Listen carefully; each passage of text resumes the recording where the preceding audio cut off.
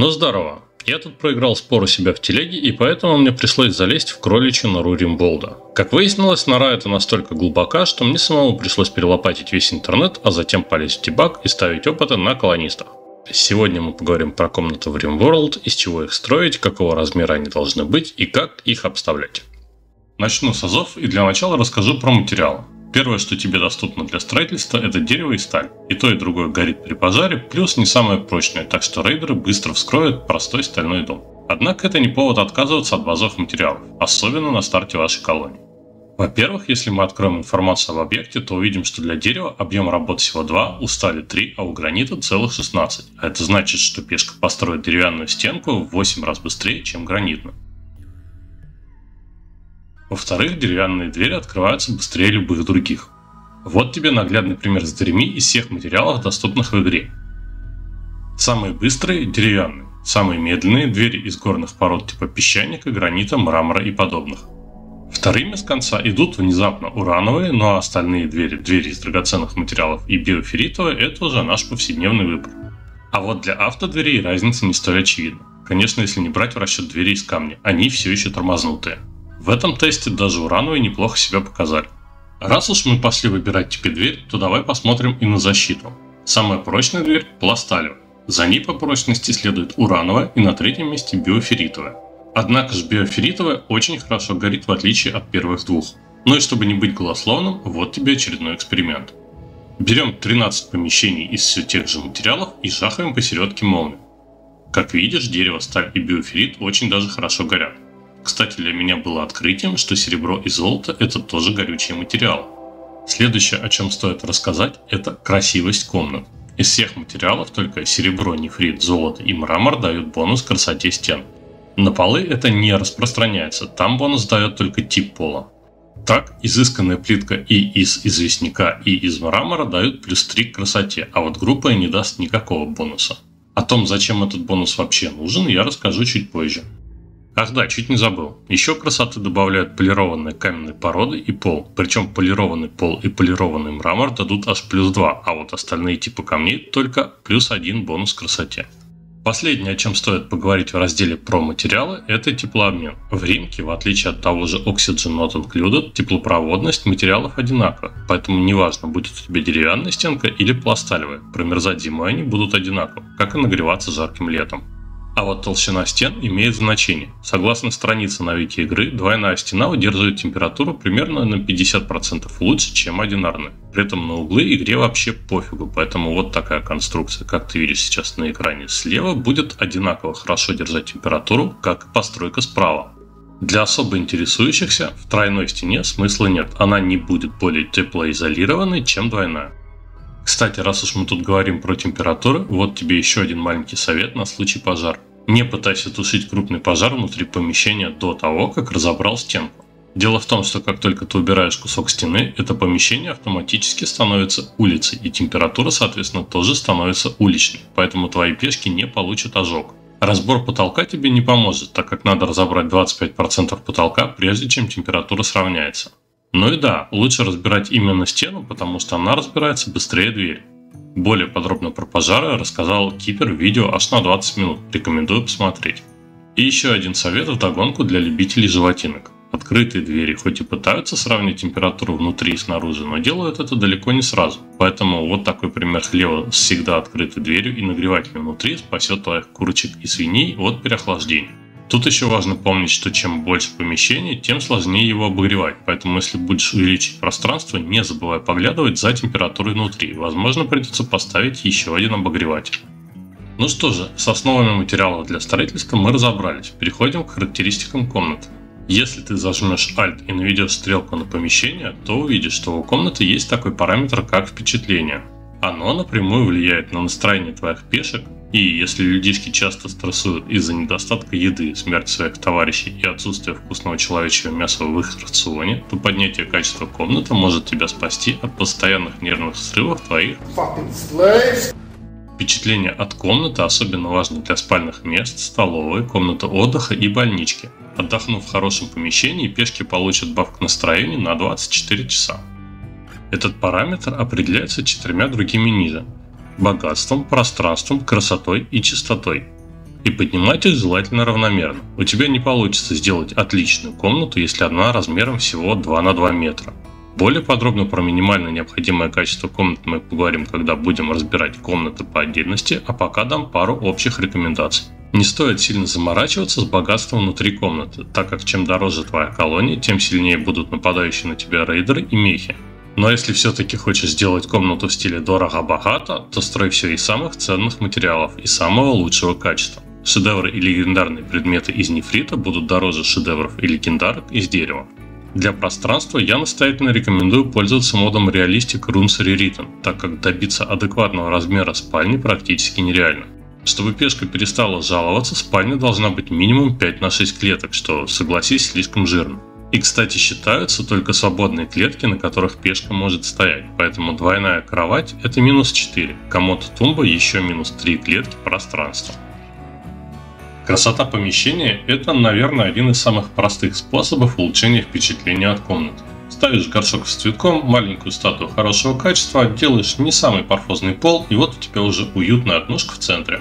Лично я всегда стараюсь строить спальные места внутри скалы со сполированными стенами и полом, но полировка процесс долгий, поэтому можешь не заморачиваться с полом и делать обычный деревянный.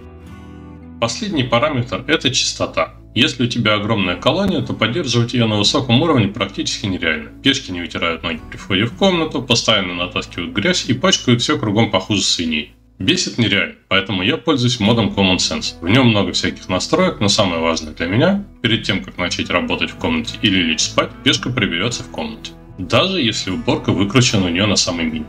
Сам параметр чистоты напрямую влияет на несколько комнат и рабочих столов. Например, чем грязнее у тебя больничка, тем выше шанс заражения у лечащихся там пешек. Если у тебя грязная кухня, то велик риск получить пищевое отравление. Причем не важно, где пешка ест приготовленную еду, важно только в каких условиях еда была приготовлена. Ну и еще частота помещений влияет на скорость изучения технологий, время нахождения в биоскульпторе и несколько механиторских построек. Небольшой лайфхак. Пол из сена всегда имеет частоту минус 0,3 и почти не пачкается. Чтобы пешка получила пищевое отравление, комната должна быть грязной на минус 2, так что вместо серебряной плитки на старте кухни можно выложить сено. Хотя лучше, конечно, стерильной плиткой, так как уровень навыка кулинарии тоже играет роль. В игре довольно большое количество разных комнат, и, честно говоря, некоторые из них не особо достойны того, чтобы тратить на них ценное место. Например, детская игровая комната или школьный класс не дают никакого бонуса, поэтому их я обычно совмещаю со столовой.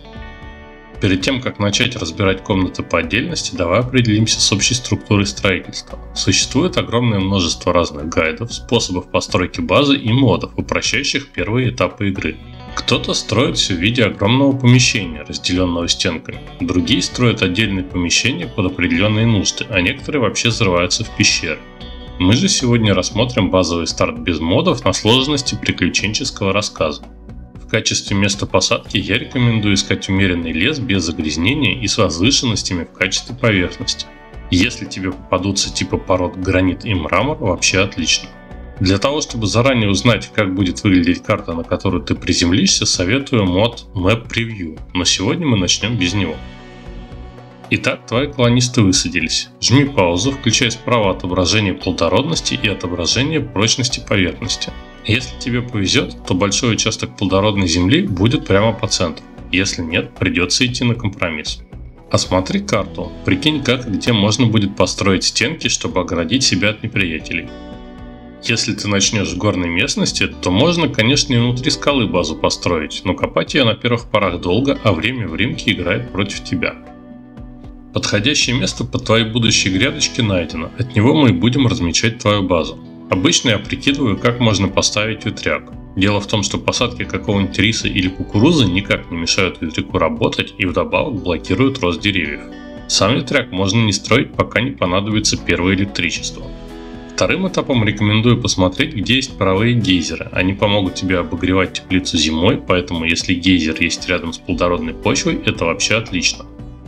Несмотря на то, что технология геотермальной энергии у тебя еще не изучена, прикинуть расположение довольно просто. Сам генератор размером 6 на 6 клеток, плюс немного места для стенок. Теперь прикидываем, где мы можем разместить гидропонные лотки. У тебя уже должна быть доступна солнечная лампа, она-то и покажет, сколько места надо для размещения лотков. Пихаем либо недалеко от плодородной почвы, либо рядом с гейзером, в идеале между ними. Для крупной колонии нужно будет 3-4 таких, а мы сразу строим заделом на будущее, поэтому расставляем несколько ламп и вот таким вот методом размечаем будущее расположение гидропонных лотков.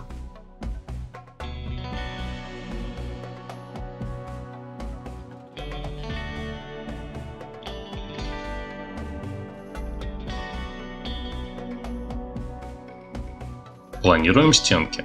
Если место позволяет, то можно двойные сделать на случай морозов, но я чаще обхожусь одинарной. Следующим этапом я рисую место под холодильник для мяса и продуктов. Чем короче расстояние от посадок до холодильника, тем лучше. Вот тут уже стоит озаботиться двойной стенкой, чтобы кондиционеры не жрали так много электричества, а также двойной дверью. При таком размещении дверей теплообмен будет меньше, а значит холодильник не будет так сильно прогреваться. Советую сменить двери на автоматические, как только появится такая возможность. Это сильно ускорит работу пешек. Ну а мы переходим к кухне. Как я уже рассказал в первой части видео, стерильность напрямую зависит на шанс получить пищевое отравление, поэтому для плиты я использую вот такое решение. Вариант с 3 плитками идеален для большой колонии на 20 плюс пешек, когда готовить могут сразу несколько человек. Дверь можно держать всегда открытой, она вообще никак не повлияет на стерильность. По углам я поставил полки для готовой еды и установил обычный приоритет. В настройках плиты ты сможешь потом указать складывать готовую продукцию на ближайший склад. Таким образом повар не будет бегать на главный склад, чтобы положить готовое блюдо. Обычно рядом я размещаю таким же образом стол для разделывания. Хоть для него и не важна стерильность, но эстетику строительства никто не отменял. Размер помещения нам в данном случае никак не важен, потому что на настроение пешки кухни не влияет. А вот стулья советую позже заменить удобными креслами. Комфорт дает плюс к настроению. По желанию можно еще оставить место для химстола и стола для пивоварения. Для последних помещений стоит делать побольше. Химстол получает бонус от шкафа с инструментами, причем максимум сразу от 2. Ты разместил холодильник и место для кухни. Теперь пора приступать к столовой. И это будет первая постройка, с которой стоит начинать строительство. Дело в том, что кушать твои колонисты захотят раньше, чем спать. А как ты знаешь, еда на полу дает -3 к настроению. Поэтому первым делом строй стол и 2-3 стула. Можно даже на голой земле. Кстати, полезный факт. Если пешка решит, что ей пора обедать, то она будет искать ближайшую столовую в радиусе 33 клеток от себя. А если быть совсем точным, она будет искать ближайший свободный стул, который находится в комнате столовой. Если до стула 34 клетки, то пешка усядется есть на голой земле. Столовую можно совместить с тронным залом, комнатой отдыха или местом проведения ритуалов. Тут уж как тебе больше нравится. Я обычно оставляю побольше места и решаю по настроению в процессе развития колонии. Здесь дам один простой совет по размещению дозатора пасты. Если, например, ты будешь делать тут же тронный зал, то чтобы помещение не осквернялось индустриальным дозатором пасты, ты можешь сделать его в виде вот такой пристройки с всегда открытой дверью.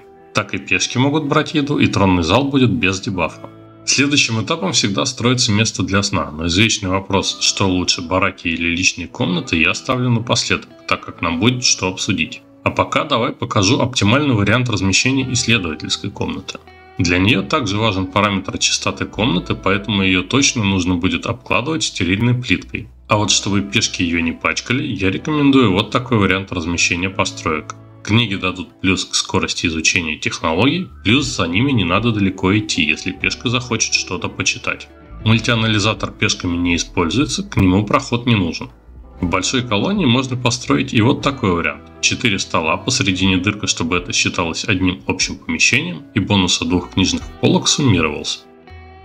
Кстати, с биоскульптором можно провернуть похожий трюк. Закрываем лишнее пространство стенками, пол делаем из стерильной плитки и размещаем скульпторы впритык друг к другу. Так пешки не смогут запачкать полы, а значит у биоскульптора всегда будет бонус к скорости работы. Для мастерской все достаточно прозаично. Электроплавильни, пивоварня, перегонный аппарат, электроплита и крематорий не получают бонус от шкафа с инструментами, а вот все остальные верстаки получают.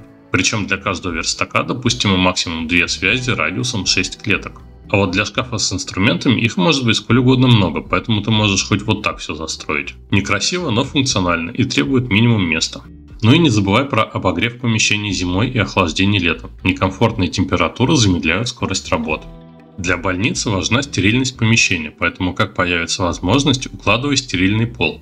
К монитору жизненных показателей можно подцепить максимум 8 больничных кроватей, а рядом можно еще воткнуть телевизор, который будет развлекать отдыхающих на больничной койке пешек. Также рекомендую хранить в больничке медикаменты для быстрого лечения и проведения операций. В отличие от лекарственных трав, медикаментам не нужна отрицательная температура для хранения. Тут же можно и запасные руки-ноги на полке держать. Если ты играешь с гемофагом в твоей колонии, то стоит озаботиться качеством торпорной комнаты. Баф от хорошей комнаты сохраняется до следующего погружения в торпор, а это несколько дней халявного плюса к настроению. Тут все довольно просто. Красота, размер и чистота помещения довольно легко поднимают качество комнаты. Для школьного класса не принципиально, где и как ты будешь его строить, но один совет все-таки дам. Обрати внимание, что на качество обучения за партой влияет наличие доски. Причем максимум можно поставить 3 доски и получить аж 60% бонуса. Тут как с верстаками. В одной доске может быть множество связей, хотя не думаю, что у тебя одновременно будет обучаться десяток детей, поэтому пары-тройки пар должно хватить. Если ты планируешь вербовать пленников, то тюрьму тоже стоит обставить получше и повысить впечатление от комнаты. Чем лучше настроение у пленников, тем быстрее они будут вербоваться. Но если ты их держишь исключительно как бесплатных доноров органов и крови для гемофага, то можно просто бахнуть им дозатор пасты и спальные места на земле. Главное не забыть настроить диету, а то твои пешки будут носить им вкусные и шикарные блюда из столовой. Кстати, я тут видел мнение, что если держать пленников в разных тюрьмах, то они не будут все одновременно устраивать побег. Метод этот не рабочий, так как мои пленники мазали лыжи все и сразу, независимо от места их размещения. Скорее всего, в твоей колонии будут и другие помещения, как то склад или комната с консолью связи, но там ничего особенного. Строй так, как тебе больше нравится. Максимум, что могу посоветовать, не забывай расставлять светильники, пешки работают и передвигаются быстрее, но свету. Обычного факела или торшера хватает, освещенность свыше 51% нужна только для выращивания растений. Для бура можно построить вот такую защиту. С крайне высокой долей вероятности ни рейдеры, ни жуки не атакуют бур за стенкой. Вот мы и подошли к самой интересной части видео. Что же лучше, спальня или бараки? Чтобы ответить на этот вопрос, надо прикинуть плюсы и минусы каждого из помещений, а также изучить, какие бонусы дают постройки. Для наглядности возьмем минимальную личную спальню и среднестатистические бараки. Личная спальня даже без пола дает максимум минус 4 к дебафу настроения, в то время как ужасные бараки дадут минус 7 настроения и еще максимум минус 3 за то, что кто-то ходит рядом. Окей, допустим, бараки можно и улучшить. Добавить деревянный пол, поставить шедевральную маленькую скульптуру, цветок для красоты пихнуть. И даже при таком раскладе в прекрасной общей спальне мы получим максимум плюс 1 к настроению от комнаты и минус за то, что кто-то прошелся рядом. И это нам повезло заиметь шедевральную скульптуру. А если комната будет просто неплохой, то настроение уже уходит в минус.